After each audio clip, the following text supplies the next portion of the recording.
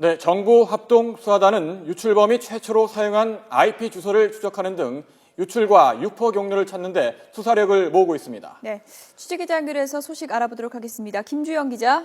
네, 서울중앙지방검찰청입니다. 네, 앞서도 전해드렸는데요. 원전 반대 그룹이 추가로 문건을 공개했죠? 네, 그렇습니다. 정부 합동수사단은 추가 유출과 관련해 자료를 넘겨받아 IP 추적을 추가로 벌일 방침입니다. 수사단은 현재 소속된 인력 70여 명을 모두 투입해 유출범의 흔적을 찾는 데 주력하고 있습니다. 그러나 유출 윤곽이 드러나기까지는 적지 않은 시간이 걸릴 전망입니다. 어제 검찰 관계자는 고도의 전문성을 가진 집단의 범행으로 추정된다고 밝히기도 했는데요. 합수단은 한수원 내부 유출 가능성을 염두에 두면서도 일단 수사는 해킹 쪽에 무게를 두고 진행하고 있습니다. 현재 수사는 크게 두 갈래로 진행되고 있습니다. 한수원 내부에서 기밀 자료가 빠져나갔는지 규명하는 수사와 함께 유출된 자료가 어떻게 인터넷에 유포됐는지를 밝히기 위한 IP 추적이 병행되고 있습니다.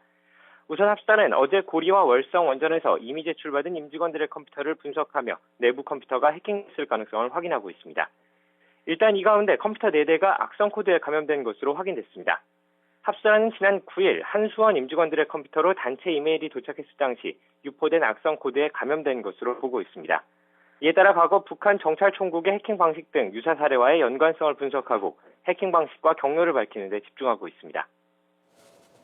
네, 원전 내부 문건이 어떻게 유출됐는지 경로를 찾는 것이 급선무일 텐데요. 단서는 찾았습니까? 네, 합수단은 유출범으로 추정되는 인물이 사설 전용 인터넷망인 VPN 서비스를 이용한 흔적을 확인했습니다. 사설 전용 인터넷망은 대부분 IP 주소 자체를 숨길 수 있는 기능을 제공하기 때문에 해커들이 흔히 사용하는 방식입니다. 합수단은 망 제공 업체 관계들의 협조를 얻어 일부 IP를 확인한 것으로 알려졌습니다. 앞서 한수원 자료가 공개된 포털 사이트 블로그와 트위터에 대한 수사도 이어지고 있습니다. 합수단은 일단 글을 올릴 때 사용한 네이버 블로그의 아이디는 도용된 것으로 확인했습니다. 이 때문에 합수단은 유출범이 인터넷에 글을 올린 경로를 역추적하며 최초로 사용된 IP 주소를 찾는 데 주력하고 있습니다. 일단 이 글을 올릴 때 사용한 IP 주소가 국내는 물론 미국과 일본 등을 거친 사실을 확인했습니다.